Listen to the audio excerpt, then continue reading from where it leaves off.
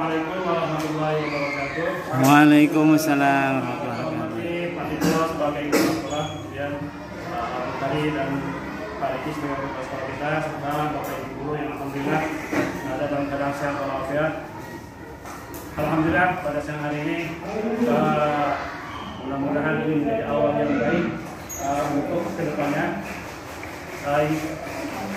Sebelum kita mengawali pembacaan buku atau kitab Ta'limul Muta'allim, ada baiknya kita dalam dari buku Tahsin Al-Quran yang akan dipimpin oleh Ustaz Fahmi. Seperti yang saya sampaikan Isep, bahwa kajian kitab kita diawali dengan Tahsin Al-Quran. Sebentar saja melanjutkan pertemuan yang beberapa bulan lalu, bulan Februari kalau nggak salah. Lama banget, pasti sudah sangat melekat di memori kita ya pelajaran kemarin itu. Wow. Tahsin Surat Al-Fatihah yang sudah kemarin dijelaskan. Kemarin juga sudah beberapa dari rekan-rekan guru kita mencoba untuk membaca Surat Al-Fatihah beberapa ayat meskipun belum selesai. Dimulai dari ta'awudz, kemudian basmalah, kemudian beberapa ayat di Surat Al-Fatihah. Karena materinya sudah pernah disampaikan dan pasti sudah sangat melekat di kita semua, teori-teori yang sudah disampaikan, kita langsung saja praktik. Mungkin beberapa guru, saya diawali dengan saya dulu, kemudian beberapa guru kita coba praktek, kemudian kita koreksi bersama-sama di mana kesalahan. Mungkin kesempatan kemarin yang belum mendapat kesempatan emas untuk mencoba membaca Surat Al-Fatihah, hari ini mungkin akan dicoba ya. Mungkin yang sebelumnya sudah di beberapa bulan yang lalu. Hari ini kita coba. Oke, dimulai dari ta'awudz, kita ulang lagi cepat saja.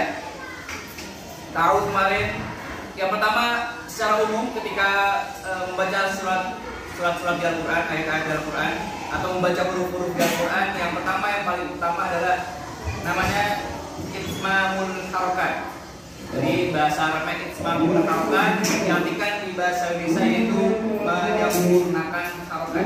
Itmamul harokat artinya menyempurnakan harokat. Ketika harokat fathah itu huruf kita harus dibuka secara terbuka, jangan setengah-setengah dalam membuka ram. Harokat fathah, posisi mulut kita harus terbuka. Seperti contoh harokat fathah pada huruf hamzah. Contohnya adalah A. Mohon berkenan untuk memperhatikan mulut saya. Mohon berkenan. Kalau nggak suka ya nggak apa-apa. Mulutnya aja gitu, kalau yang lain.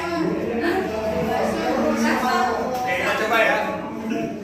Ketika harokat fathah pada huruf hamzah, dan ini berlaku untuk ke semua huruf. Contoh pertama adalah di huruf hamzah dulu. Yang pertama harus lakukan adalah membuka rahang kita untuk terbuka secara lebar. Yang benar seperti ini contoh. A.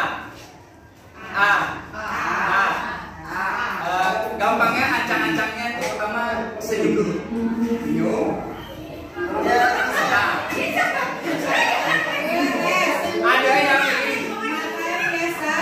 Ada yang terbuka tapi tidak sempurna seperti A. Terbuka tapi tidak sempurna. Dia kurang ada senyuman sedikit. Yang lebih sempurna lagi ditarik sedikit. Itu benar.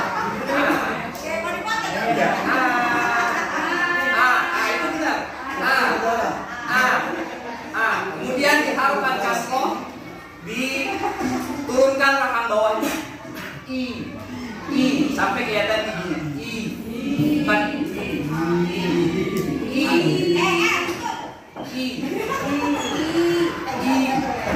Kemudian diharukan doma, dimonyongkan, mencucu, dimonyongkan bibirnya. Bukan tapi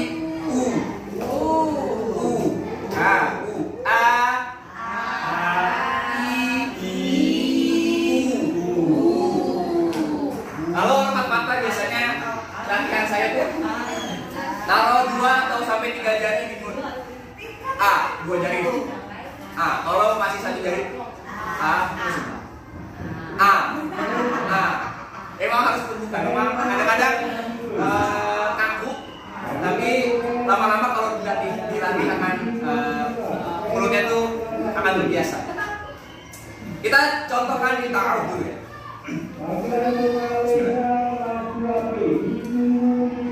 A'udzu billahi minasy syaithanir rajim. Coba. A'udzu billahi minasy syaithanir rajim. Yang sering terjadi kesalahan seperti bulan-bulan sebelumnya yang sudah pernah sampaikan, kesalahan-kesalahan dalam membaca ta'awudz karena tidak sempurnanya harokat. Contohnya, A'udzu billahi minasyaitonir rajim. Mungkin terdengar benar, terdengar bagus, tapi secara itsmamul harokat salah. A'udzu billahi minasyaitonir rajim. Bukan a'udzu billahi minasyaitonir rajim.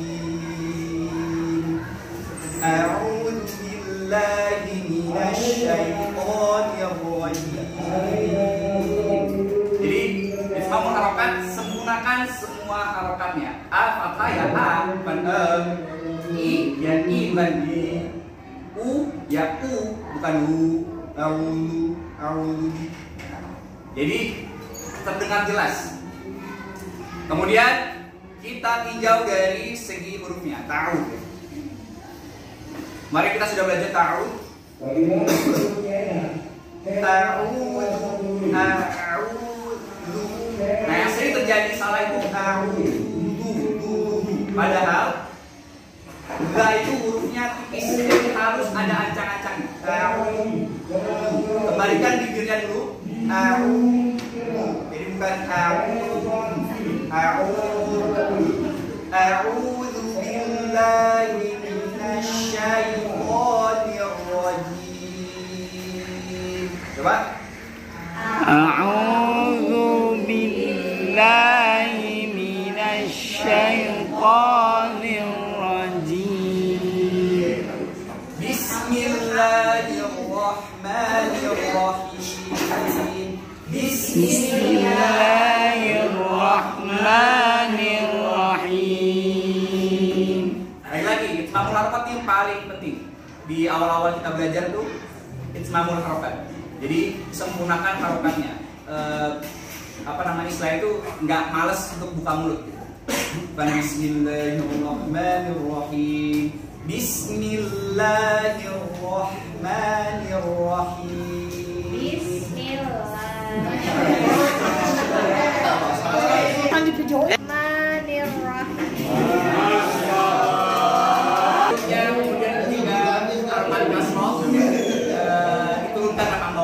Tapi dari segi sifat huruf, beberapa sifat-sifat dalam huruf, ya masih beberapa ada catatan.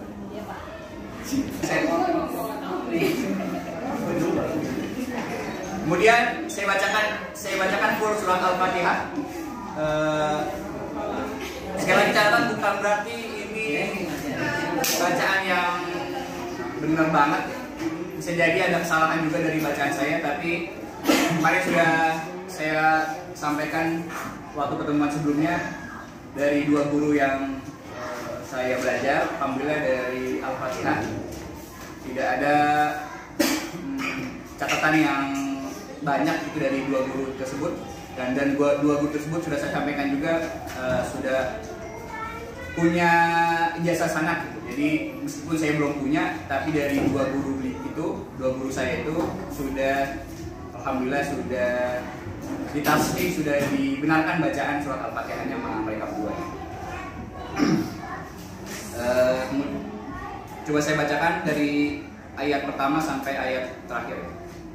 Ya tahu. A'udzu billahi minasy syaithanir rajim. Bismillahirrahmanirrahim.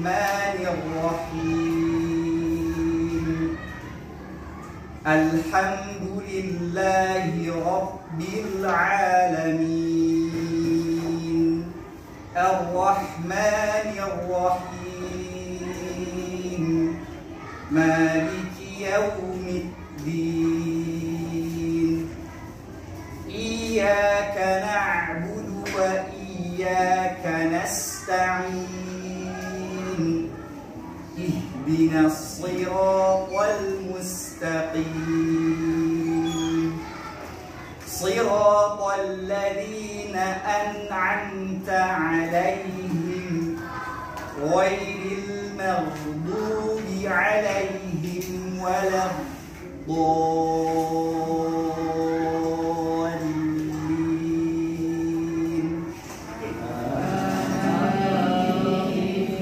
Jadi kurang lebih bacaan Al-Fatihah yang alhamdulillah sudah digunakan oleh kedua guru saya seperti itu, meskipun ya suaranya pas-pasan ya, tapi dari segi sifatul dan makhorijul huruf alhamdulillah sudah ya bisa dikatakan oleh dua guru saya bisa dipertanggungjawabkan untuk bisa disampaikan ilmunya ke teman-teman semua. Oke, kemudian di ayat kedua di surat Al-Fatihah lagi-lagi masalah ijma'ul harokat. Pertama, fungsinya untuk tidak membuat suara selain huruf nun dan mim itu masuk ke hidung. Maksudnya suara yang cuma boleh masuk ke dalam hidung itu cuma huruf nun dan mim. Selain dua huruf itu tidak boleh, ya. Jadi ketika kita sempurna harokatnya itu menghindari suara-suara huruf-huruf yang kita ucapkan selain huruf nun dan mim itu masuk ke hidung. Contohnya, biasanya di akhir-akhir ayat yang punya hukum tajwid mad arid sukun. Alhamdulillahi Rabbil Alamin. Kalau tidak sempurna harokatnya, tidak sempurna harokat kasrohnya, itu biasanya masuk hidung. Alhamdulillahi Rabbil Alamin. Itu contoh yang salah ya. Kalau suara harokat kita tidak sempurna itu masuk ke hidung. Dan hanya dua huruf yang boleh masuk ke hidung, yang huruf nun dan mim. Him, huruf hi berharokat kasroh itu nggak boleh masuk hidung. Hi. Alhamdulillahi Rabbil Alamin. Kalau mim itu tidak sempurna, mim contoh pasti masuk hidung. Mim.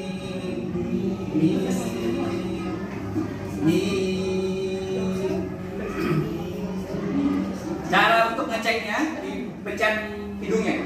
Kalau dia ada perubahan suara berarti masuk hidung. Ya pasti masuk, berarti masuk hidung. Caranya dipencet.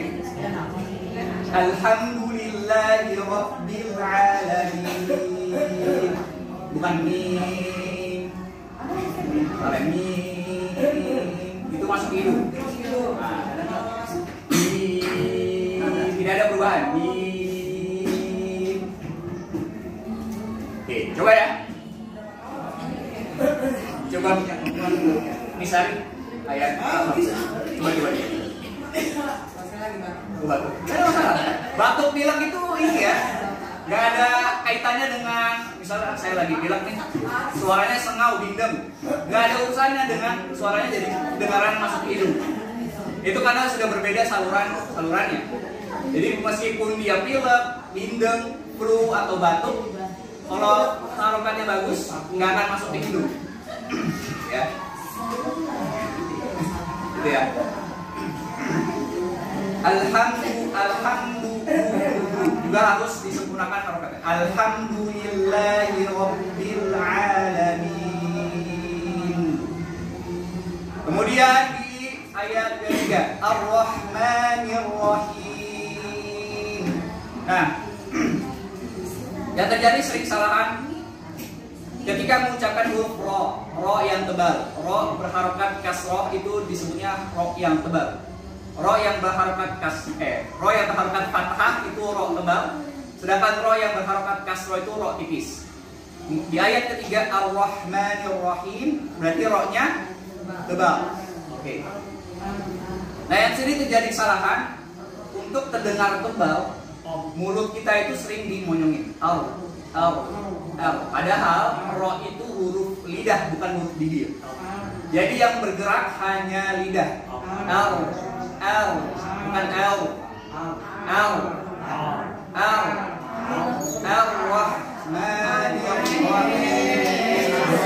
Bergerak. Al-Rahmanir-Rahim, bukan Al-Rahmanir-Rahim. Beda ro dengan Inggris, ro. Nah, beda. Ro-nya, R-nya, getarannya itu hanya 2 kali, 3 kali di awal. Sisanya nggak bergetar.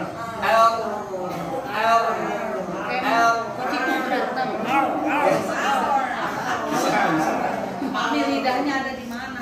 Lidahnya. Ro itu lidahnya, ujung lidah bertemu dengan Ujung gigi. langit-langit atas bagian depan. Seperti lam dan nun. Ro, lam, nun itu makrotnya berdekatan tapi berbeda. Ro agak sedikit ke belakang dibanding lam. Bukan waktu enggak itu ro, Al-Rahmanir, bukan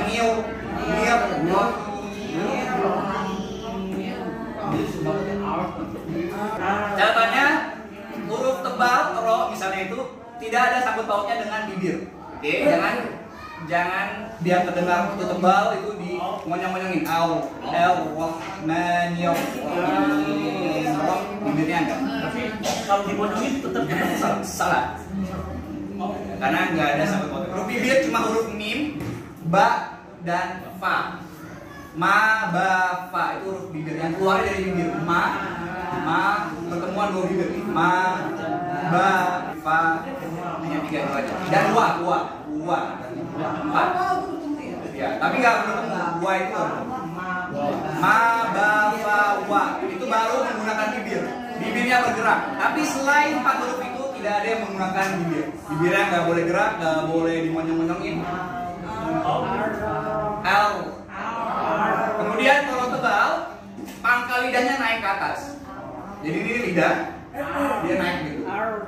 Lidahnya kalau dia tebal, dia naik. Maliki yaumiddin. Maliki yaumiddin. Oke, contoh sempurnakan harokat itu selalu datang pertama. Pada ayat ini sangat penting. Maliki kadang-kadang maliki ya-nya sempurnakan dulu ya baru waw maliki wawnya potong maliki yaumiddin. Oke, sama-sama. Wahid isnain salat. Maliki yaumiddin.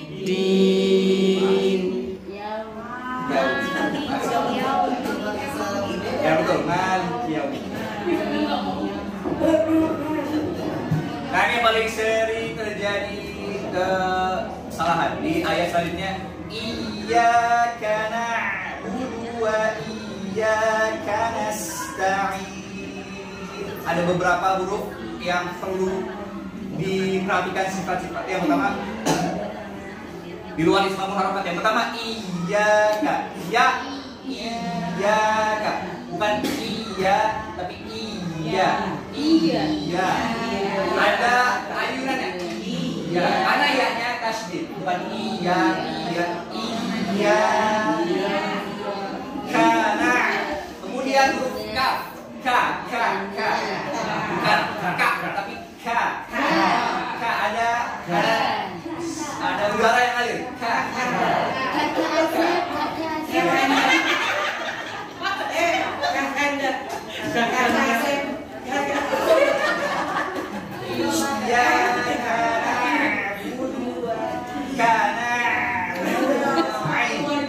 Ain yang sukun ada jaraknya, ada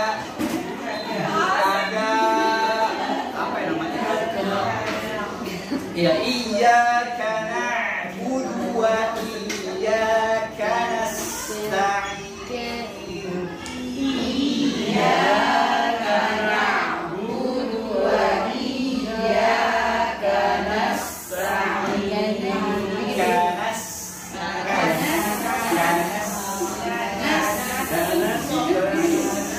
Enggak lewat seperti ka dan ta. Tapi bukan ta, bukan.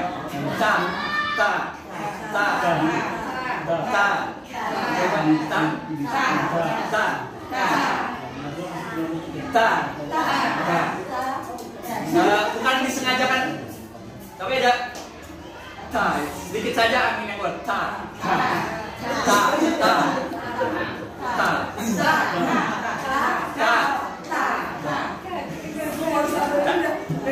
Iya boleh. Iya karena. Nah yang sebelum itu ain yang sukun jangan dimatikan ya. Kayak iya karena budu karena harus ada ada ngalir dulu sedikit. Iya karena budu. Dia bukan karena bukan hamzah. Ain dan hamzah beda sifat. Kalau hamzah baru dimatikan kana atau ya kana. Tapi kalau ain harus ada ada alirannya sedikit. Iyyaka na'budu wa iyyaka nasta'in. Kayak ini saya pengen coba beberapa yang ini supaya pengen tahu aja. Coba Pak yang di belakang Pak Sakim boleh. Iyyaka na'budu wa iyyaka nasta'in. Iyyaka na'budu wa iyyaka nasta'in. Buka sedikit. Iyyaka na'budu. Ini buka lagi ininya. Apa tadi? Iyyaka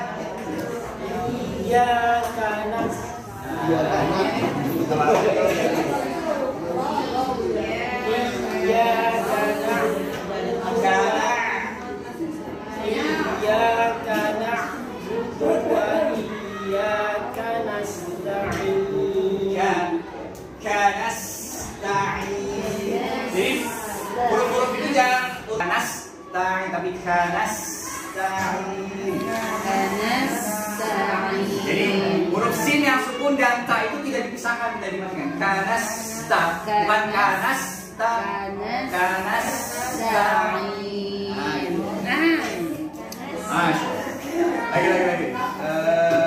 Mungkin Ustadz Aris. Dari mana? Dari tahu. Iyyaka na'budu wa iyyaka nasta'in. Jangan dimatiin. Udah sengaja. Iyyaka na'budu wa iyyaka na'budu wa iyyaka nasta'in. Masih mati.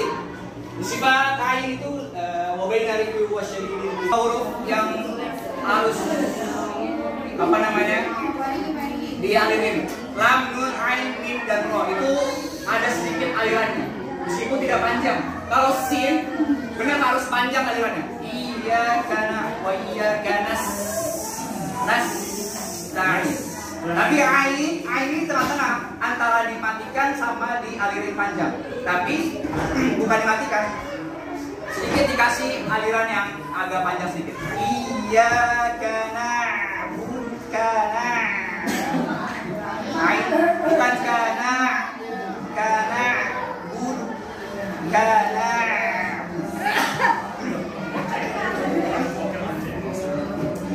gitu ya. Lam, nun, ain, mim dan ro. Baik, coba sekali lagi. Ustaz tadi. Iyyaka Soalnya belum good day. Iyyaka na'budu wa iyyaka nasta'in.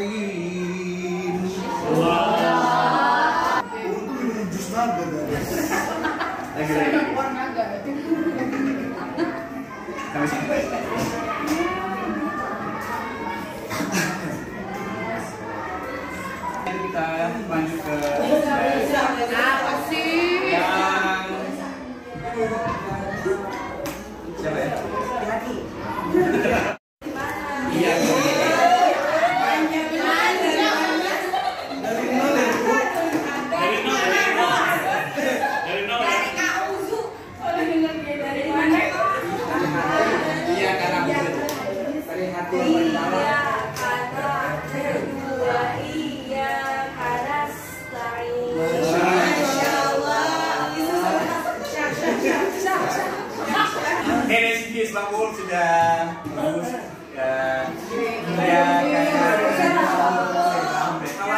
Rahmat sudah terbuka mulutnya, sudah ya huruf fathah dan kasrohnya sudah. Ya belum ini aja. Catatannya masih beberapa sifat huruf ka, ca itu memang ya, bo, kemudian kita belum masuk huruf bo. Nanti di ayat terakhir insya Allah akan pertemuan selanjutnya karena terbatasnya waktu. Sampai sini dulu, sini kita hari ini insya Allah akan dilanjutkan oleh Tarom Ustaz Asyidin dengan membahas kitab Ta'lim dan Ustaz Asyid. Kita kalau ada Kasim bisa dihadirkan buku ini bukunya cukup bagus lah, bukan murah, bagus untuk dipahami buat yang baru belajar Kasim tentang sifat dan makhraj huruf. Ini saya dulu belajar pakai ini dulu.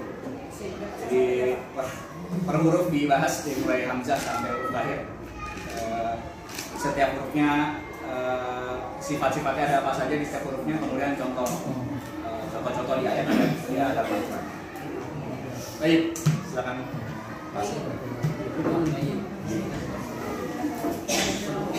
Sodaqallah. Ibu yang saya hormati, khusus Pak Diki Putari sebagai wakil kepala sekolah kita, Pak Diki sebagai kepala sekolah kita.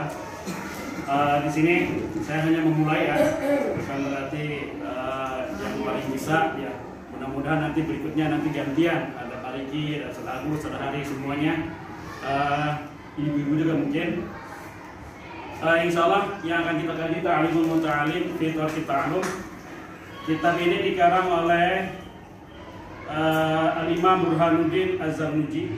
Al-Imam Burhanuddin Az-Zarnuji ini sebetulnya karangannya banyak, cuma yang ada ini doang yang tertulis di catatan sejarah Sirah Dzatiyah atau biografinya, yang ada cuma ini satu buku ini aja. Bahkan catatan mengenai perjalanan hidupnya pun nggak ada yang lengkap. Hanya di sini pun dijelaskan hanya melalui cerita-cerita dari para masyayikh terdahulu. Imam Az-Zarnuji hidup sekitar akhir abad ke-6, awal abad ke-7. Sebelum kita lanjutkan, kita membaca suratul Fatihah terlebih dahulu. Mudah-mudahan dengan wasilah membaca suratul Fatihah kita diberikan kemudahan dalam membaca kitab Syekh Imam Az-Zarnuji. Al-Hadiyah Al-Fatihah.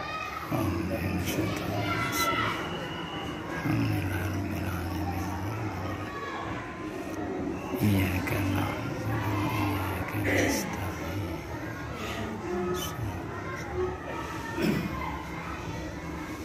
Ini ada istilah muqaddimah tahqiq. Kalau tahqiq itu istilahnya editorial biasa.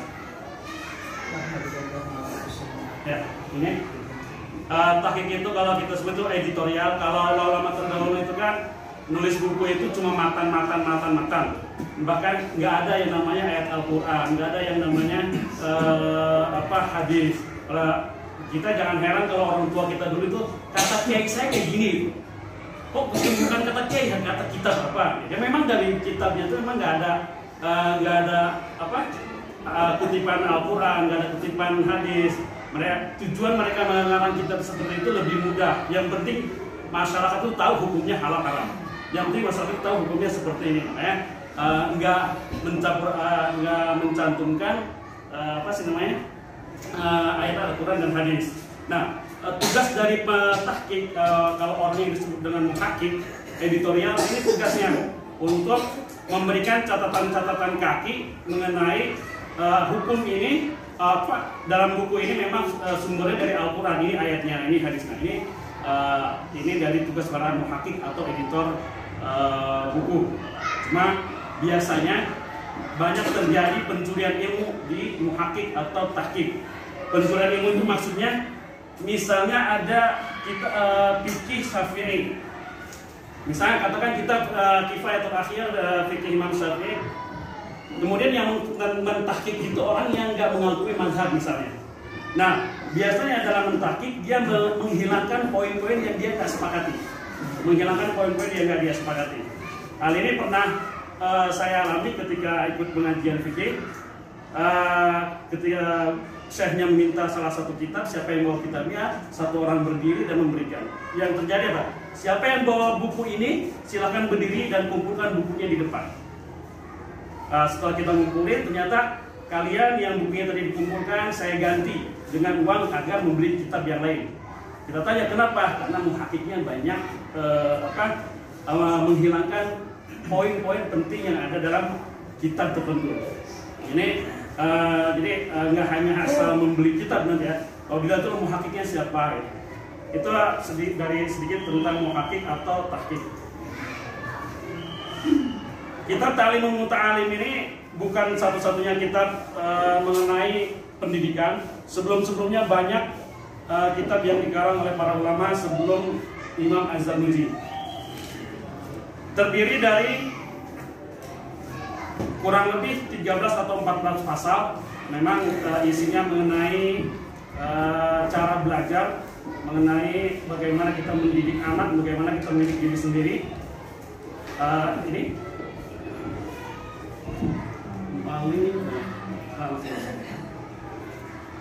faslun fi mahiyatil ilmi wa fiqh wa fadl. Sekali lagi, saya hanya memulai. Kalau misalnya nanti cara baca saya ada yang keliru, kalau dari makros dulu jangan ditanya ya, mungkin pasti banyak yang keliru. Atau cara dari harokat, yang mungkin ada Ustaz Riki yang memahami ilmu nahwu. Kadang saya baca terkadang memang nggak sesuai dengan kaidah nahwu. Kalau di pretelin pasti banyak salahnya. Baik. Gimana caranya? Faslun fi mahiyatil ilmi wal fiqh wa fadl. Artinya keutamaan ilmu, fikih dan fadilahnya. Kalau Rasulullah SAW, thalabul ilmi faridatun ala kulli muslimin wa muslimatin. Hadis ini sering kita dengar. Hadis ini sering kita dengar, bahkan semuanya saya yakin hafal ya. Soalnya hadis ini populer. Kemudian kalau ada orang yang berbicara tentang ilmu pasti mengutip hadis ini. Thalabul ilmi faridatun ala kulli muslimin wa muslimatin. Mencari ilmu, menuntut ilmu adalah sebuah kewajiban setiap muslim dan muslimah. Artinya, kita sebagai seorang muslim diwajibkan untuk menuntut ilmu, untuk belajar, untuk mencari sesuatu yang baru. Pertanyaannya di sini, ilmu yang bagaimana yang dimaksudkan oleh hadis ini? Ilmu yang seperti apa yang fardu itu? Ilmu apa yang wajib kita kaji? Ini pertanyaan yang pertama, ilmu yang sebagaimana? Apakah ilmu yang berkaitan dengan agama? Ataukah ilmu yang berkaitan dengan dunia? Ataukah ilmu yang berkaitan dengan hawa nafsu? Ya? Misalnya kita sepakati lah, oke kita sepakati misalnya ilmu yang dimaksud dalam hadis ini adalah ilmu agama. Muncul lagi pertanyaan, ilmu agama yang seperti apa? Apakah ilmu agama itu terdiri dari fikih, tafsir, hadis, rijalul hadis, usul fiqh dan lain-lainnya? Apakah itu yang dimaksud dengan ilmu agama? Misalnya kita menyepakati itulah yang dimaksud dengan ilmu agama. Itu ilmu yang wajib kita pelajari. Mulai dari tafsir, hadis dan lain seterusnya banyak, termasuk yang ahli waris itu ya, mawaris ya. Apakah itu yang dimaksud dengan ilmu agama? Kalau iya, misalnya kita menyepakati itu adalah ilmu agama yang wajib kita pelajari. Muncul lagi pertanyaan baru, apakah wajib semuanya dipelajari? Apakah setiap muslim wajib mempelajari fikih, tafsir dan semuanya? Tadi kita sebagai contoh kita menyepakati yang wajib dipelajari adalah ilmu agama. Kemudian kita menafsirkan ilmu agama itu terdiri dari berbagai macam ilmu. Pertanyaan yang berikutnya, apakah kita wajib semua menguasai ilmu itu? Sedangkan di sini jelas sekali, thalabul ilmi faridatun ala kulli muslimin. Setiap muslim, setiap kita. Oke, misalnya kita menyepakati ilmu itu yang wajib kita pelajari, ilmu agama yang tadi yang banyak macamnya. Pertanyaan berikutnya, sanggup nggak semuanya? Kira-kira kita sanggup nggak menguasai semua ilmu? Tafsir, qiraat, termasuk tadi baca Quran, tajwid, kira-kira sanggup nggak? Kalau saya pribadi nggak sanggup. Kalau saya pribadi juga nggak sanggup harus menguasai banyak macam ilmu. Kalau memang itu ilmu yang wajib diajari atau wajib yang kita cari. Lalu ilmu yang seperti apa yang dimaksud dalam hadis ini? Kalau memang ilmu agama, ilmu agamanya seperti apa? Ini masih menjadi pertanyaan kita. Dan mudah-mudahan kita bisa menemukan jawaban di berikutnya. Kita cari sini. Alam bi'anahu la yuftaradu ala kulli muslimin wa muslimatin talabu kullu ilmin. Nah, di sini jelas. Sebenarnya, sesungguhnya tidak semua ilmu wajib dipelajari oleh umat manusia, muslim dan muslimah. Lalu ilmu yang seperti apa yang wajib dipelajari? Dikatakan di sini nih, la yuftaradu ala kulli muslimin wa muslimatin talabu kullu, ada kullu ilmin. Enggak semua ilmu wajib kita pelajari. Nah, ini alhamdulillah kita mulai dapat keringanan nih. Kalau emang tadi misalnya tolabul ilmi masih umum, kalau semua yang dikuasai, bengek itu aneh. Nah ini tolab kullu ilmin, la yuftaradu ala kulli muslimin muslimatin talabu kullu ilmin. Tidak semua ilmu yang harus dipelajari oleh umat muslim dan muslimah. Kita lanjutkan, mana yang harus dipelajari? Wa innama yuftaradu talabu ilmil hal. Yang wajib kita pelajari adalah ilmu hal. Ayo, baru kapan pertama kali dengar ilmu hal itu apa? Yang kita tanya, apa itu ilmu hal? Ilmu hal, dalam benak kita apa ilmu hal? Ya, mudah-mudahan kita bisa menemukan jawabannya. Kama yuqal, sebagaimana dikatakan afdalul ilmi ilmu hal. Sebaik-baiknya ilmu hal. Apa ilmu hal? Di sini nggak dijelasin. Jadi kita nggak diwajibkan untuk mempelajari ilmu agama ya. Di sini, kalau kita simpulkan kita tidak diwajibkan untuk mempelajari ilmu agama, tapi kita diwajibkan mempelajari ilmu hal. Apa itu ilmu hal? Mudah-mudahan kita bisa menemukan jawabannya ya. Wa afdalul amali hifdzul hal, dan sebaik-baiknya amal hifdzul hal, menjaga yang hal. Apalagi itu yang hal? Di sini Imam Az-Zarnuji menyebutkan kata hal ini dua kali. Afdalul ilmi ilmu hal, wa afdalul amal hifdzul hal. Sebaik-baiknya ilmu ialah ilmu hal, dan sebaik-baiknya amal adalah menjaga yang hal. Apa yang hal? Apa yang harus kita jaga? Apa itu ilmu hal? Kita lihat di bawahnya. Wa yuftaradu ala muslim talabu ma yaqa'u lahu fi halihi fi ayyin halin kana. Fa innahu la budda lahu min as-shalah. Fa yuftaradu alaihi ilmu ma yaqa'u lahu fi sholatihi bi qadri ma yu'addi bihi fardhu shalah. Wa yajibu alaihi bi qadri ma yu'addi bihi iqamatul wajib, li anna ma yatawassalu bihi ila iqamatil fardhi yakunu fardhan, wa ma yatawassalu bihi ila iqamatil wajib yakunu wajiban. Nah, di sini ada kita menemukan jawabannya yang maksudnya ilmu hal itu seperti apa. Wa yustaradu, dianjurkan seyogianya umat muslim mempelajari ilmu yang sesuai dengan keadaan kita saat ini. Hal fi halihi fi ayyin kana fi ayyi halin kana, sesuai dengan keadaan kita yang wajib kita pelajari. Maksudnya seperti apa? Ada di bawah. Contoh misalnya, labudda minasalah, kita diwajibkan sholat. Maka ilmu yang wajib kita pelajari adalah bagaimana cara melaksanakan sholat. Kita sebagai seorang muslim diwajibkan untuk melaksanakan ibadah sholat. Maka yang dimaksud ilmu hal di sini adalah bagaimana kita mengetahui, bagaimana kita mendapatkan ilmu mengenai tentang sholat. Apa itu sholat? Apa itu rukun sholat? Apa syarat sholat? Bagaimana saya ketika saya misalnya nggak punya wudhu, nggak ada air, harus apa yang dilakukan? Itu ilmu halnya. Artinya ilmu hal itu ilmu yang berkaitan dengan kondisi kita saat ini, sehari-hari, betul. Itu yang disebut ilmu hal. Contoh, misalnya kita sebagai guru kelas, atau saya misalkan guru bahasa Arab dan SKI, maka ilmu hal bagi saya sebagai guru SDT Alamana adalah saya harus menguasai bahasa Arab dan SKI, karena itu yang saya butuhkan. Itu yang saya butuhkan untuk saya sampaikan kepada anak-anak. Ibu sebagai sampai aja ya, Bapak Ibu sebagai guru kelas, maka ilmu hal bagi guru kelas adalah harus menguasai pelajaran matematika, PKN, bahasa Indonesia. Nah itu ilmu halnya, karena ibu harus menyampaikan materi ini kepada siswa. Kita sebagai orang tua, maka kita ilmu hal bagi orang tua adalah bagaimana kita cara mendidik anak. Pengalaman saya punya anak laki-laki dan perempuan, lebih ribet urus anak perempuan. Ya, mungkin Bu Widi lebih. Saya cuma satu, Bu Widi 3 ya? 2. Nah, itu bukti ini 2 ya. Kenapa saya merasa lebih ribet ngurus anak bayi perempuan? Ini masalah ini air kencing ya. Kalau bayi laki-laki itu kan kalau kencing tinggal cipratin air selesai masalah. Ya kan? Mau dia kencing di sarung atau mau dia kencing di sejadah tinggal cipratin air selesai masalah, itu bisa sholat lagi. Ya anak perempuan. Kalau perempuan gimana? Ya harus dibersihkan sesuai dengan kencing dewasa. Lebih ribet. Kemudian misalnya ilmu hal yang lagi hamil, Bu Ilma, maka ilmu halnya yaitu harus mengetahui apa yang diperlukan oleh calon bayi. Ya, apakah saya harus memasukkan makanan-makanan yang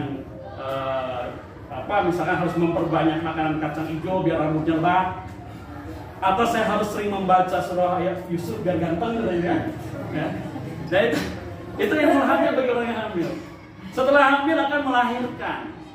Apa ilmu halnya? Maka seorang ibu harus tahu ketika melahirkan apa nih kewajiban saya. Apakah saya kewajiban memberi susu kepada anak? Ya. Air susu ya, ASI ya. Apakah? Nah, ini kalau udah seorang istri melahirkan, maka ilmu hal yang harus dikuasai oleh suami istri. Seorang suami harus mengetahui sebenarnya kewajiban memberi ASI ini kewajiban siapa? Kewajiban memberi ASI kewajiban siapa? Ini orang tua apa? Kita sebagai bapak harus tahu kewajiban memberi ASI itu kewajiban siapa?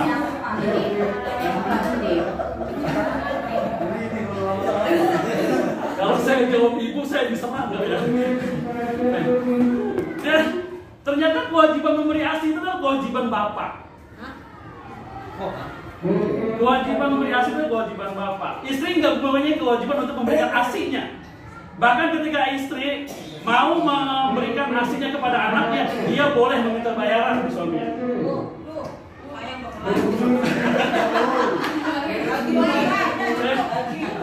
Lagi dia dapat bayaran. Dia boleh minta bayaran.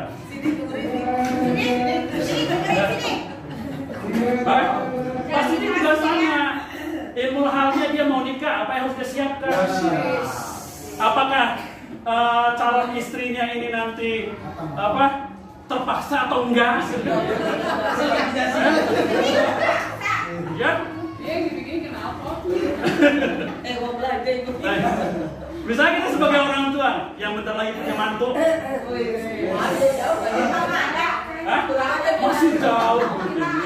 Misalnya nih, kita punya anak perempuan, terus anak perempuan kita mau nikah. Apakah kita sebagai wali punya kekuasaan penuh untuk menjodohkan anak?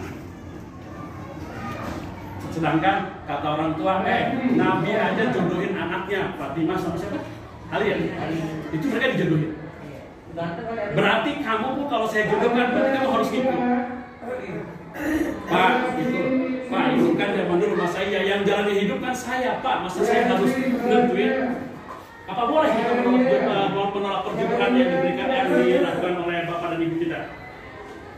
Masalahnya kedua-duanya pernah terjadi pada zaman Rasul.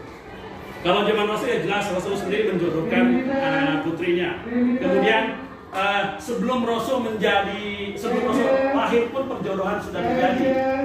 Abdullah dan Siti Aminah itu adalah hasil perjodohan yang dilakukan oleh siapa? Abdul Muthalib. Apalagi Abdullah ini adalah laki-laki yang mahal, dibayar dengan 100 unta.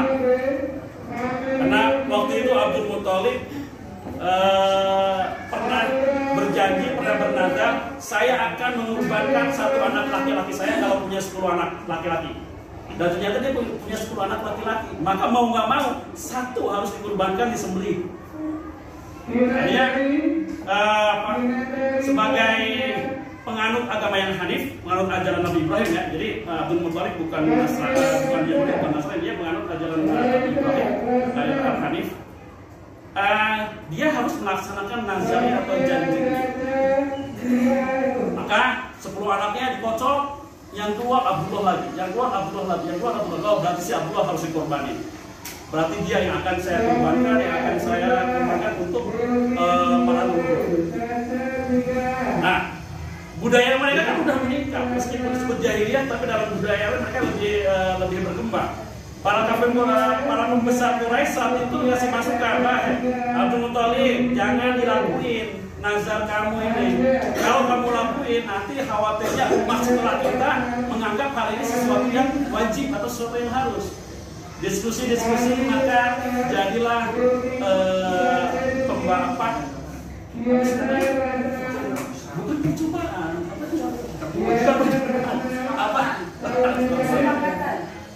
penggantian dadal ya.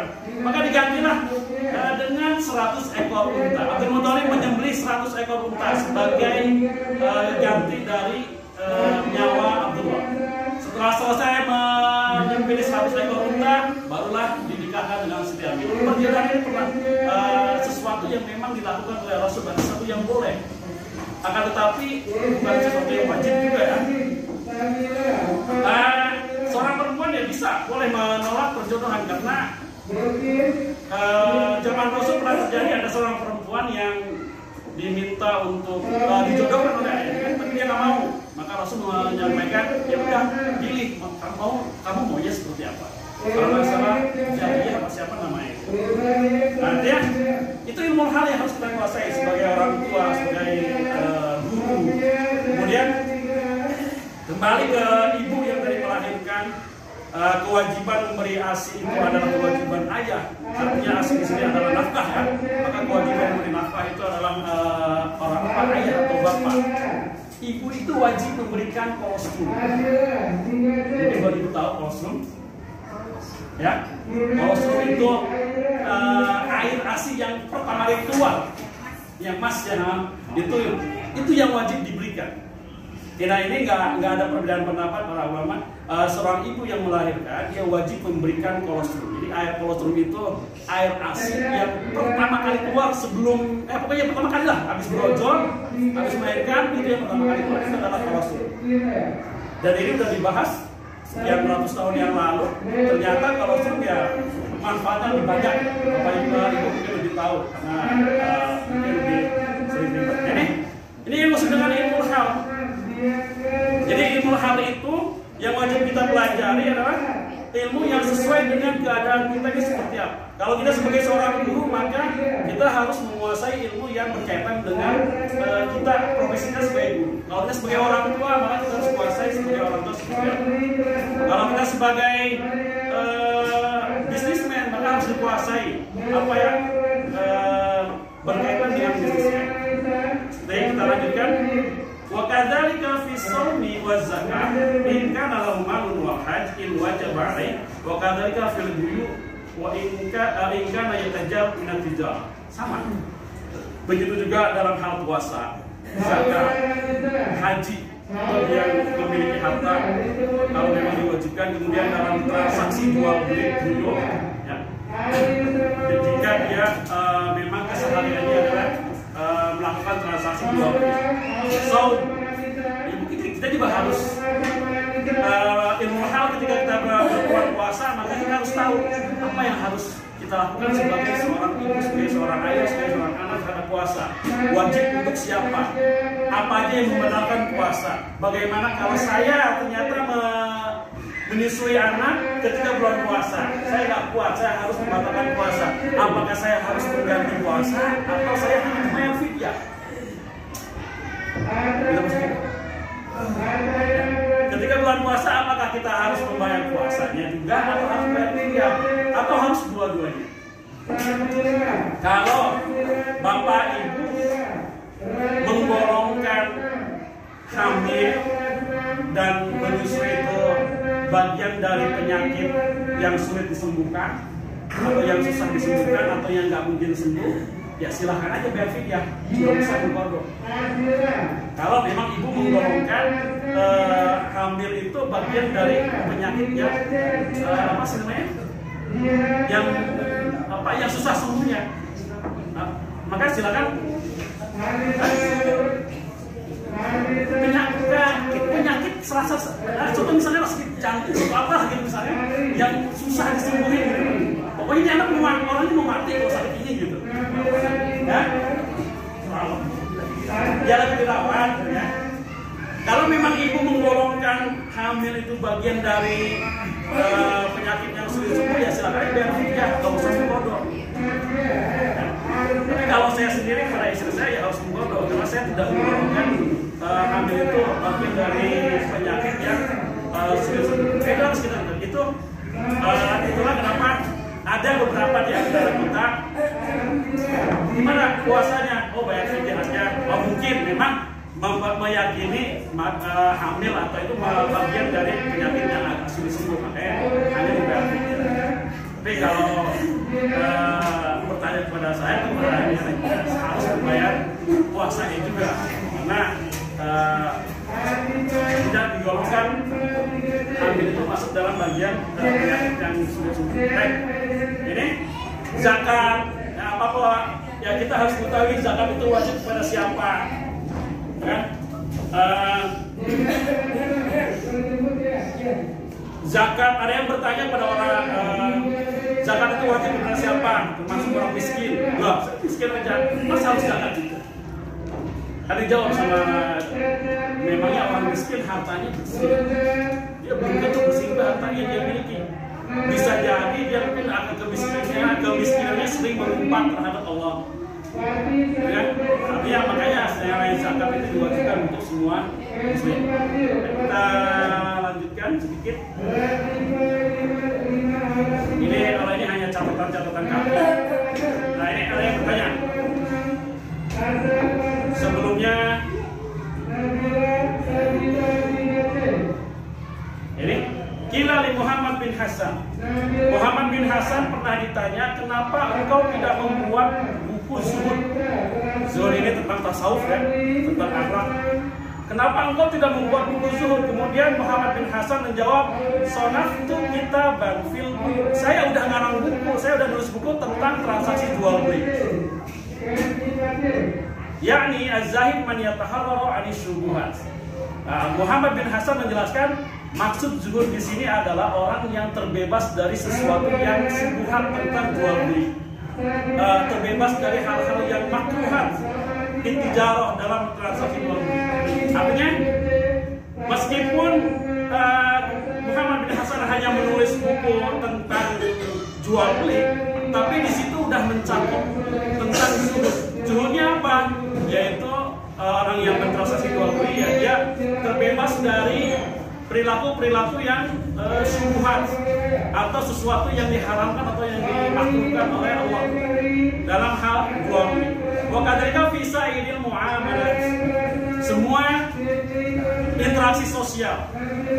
Jadi yang namanya transaksi jual beli pasti kan kita ada kaitannya dengan interaksi sosial. Lanjutkan, wa kullu man istaqalla bi syai'in minha yuftaradu 'alaihi mutaharris 'anil haram fi. Siapa saja yang menyibukkan diri ya untuk mencari sesuatu agar dia terbebas dari sesuatu yang haram.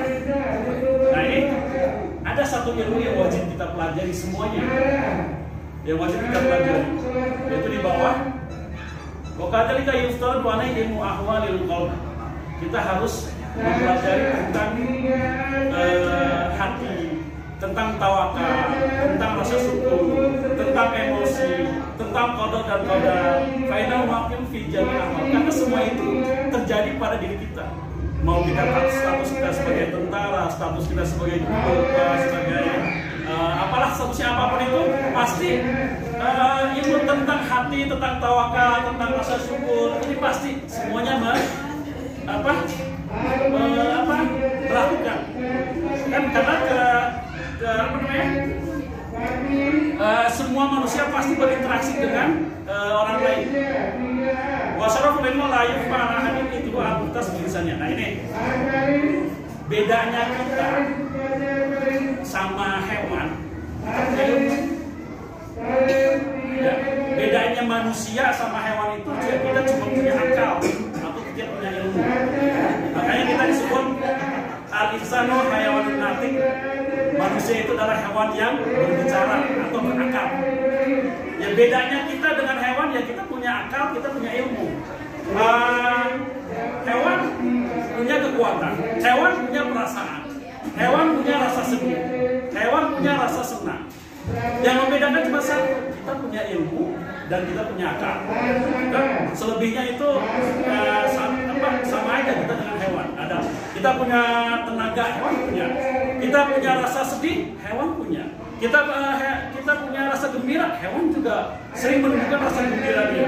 Jadi kan kita setia sama orang lain, hewan juga lebih menunjukkan kesetiaannya. Artinya yang membedakan kita dengan hewan hanya ilmu. Ini sebagaimana para malaikat diperintahkan oleh Allah SWT untuk bersujud kepada Adam. Ya, karena Adam punya ilmu.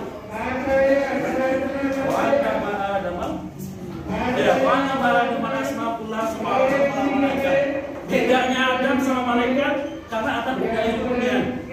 Sedangkan para malaikat dan para jin tidak mengetahui mengenai hal-hal yang ada di dunia. Makanya para makhluk yang lain diminta untuk sujud kepada Adam itu karena Adam memiliki kelebihan yaitu ilmu.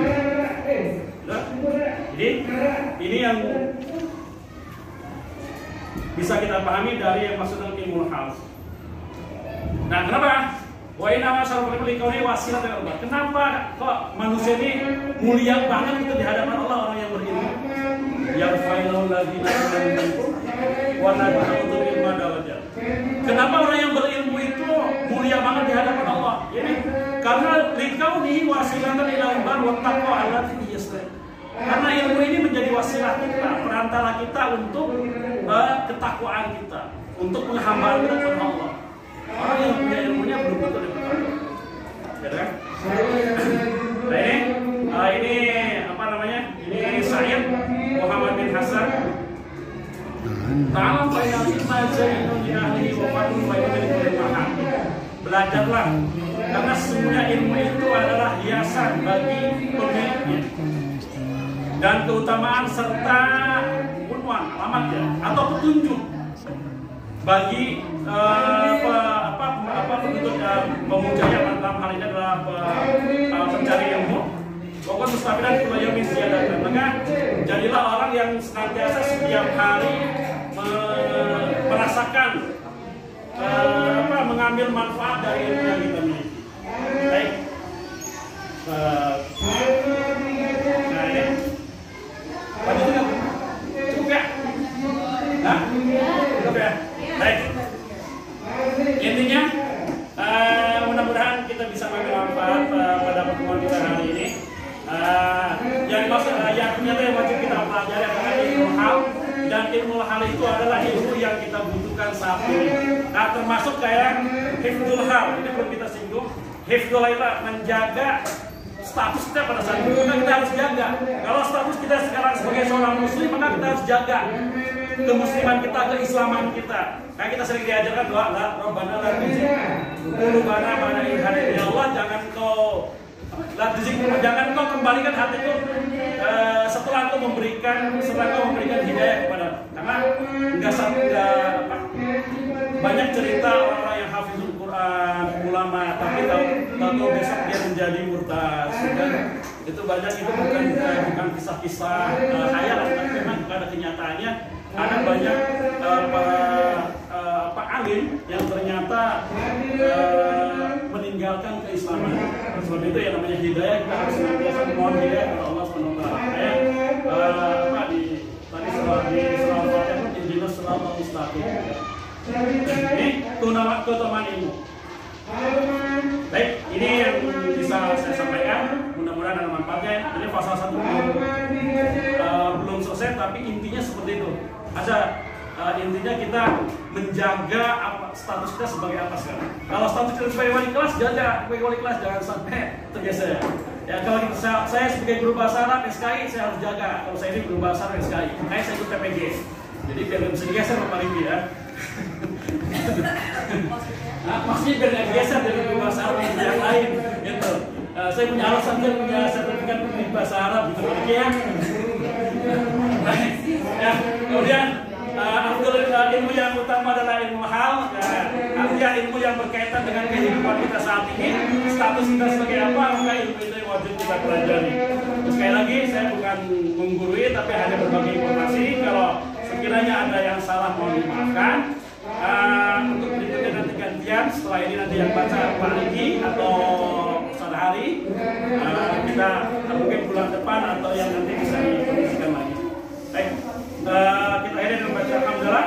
Alhamdulillahirabbil alamin.